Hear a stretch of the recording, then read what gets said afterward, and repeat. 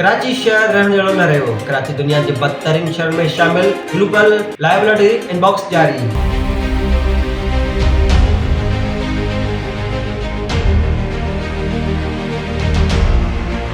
Economist intelligence unit (EIU) पारां जारी कयल ग्लोबल लाइबिलिटी इंडेक्स 2026 मूजिब कराची खे दुनिया जे घटि रहण जोगनि शहरनि में शामिल कयो वियो आहे। रिपोर्ट में दुनिया जे 173 शहरनि जी दर्जाबंदी कई वई आहे, जंहिं में कराची 170 नंबर ते आहे। कराची खां हेठि रुगो ढाका, तुराबलस ऐं दमिश्क शामिल आहिनि। रिपोर्ट में कराची जी मजमूई स्कोर 100 मां 43 ॼाणायो वियो आहे। रैंकिंग लाइ 5 बुनियादी शोबा शामिल हुआ, जिन में अमन अमान, सिहत, तालीम, इंफ्रास्ट्रक्चर ऐं सकाफ़ती तौर माहौलियाती सहूलियतूं शामिल आहिनि। कराची खे ख़ासि तौर अमन अमान ऐं बुनियादी इंफ्रास्ट्रक्चर जी कमज़ोर कारकर्दगी सबब हेठे दर्जे में रखियो वियो आहे। ॿिए पासे डेनमार्क जी राजधानी कोपनहेगन लगातार ॿिए साल बि दुनिया जे सभ खां वधीक रहण लाइक़ शहरनि में शामिल कयो आहे, जॾहिं त वयाना, मेलबोर्न ऐं सिडनी बि लिस्ट में टॉप शहर में शामिल आहिनि। माहिरनि जो चवणु आहे त जेकॾहिं कराची में ट्रैफिक निज़ाम, शहरी सहूलियतुनि, गदिलाण ऐं सिक्योरिटी जे मसइलनि ते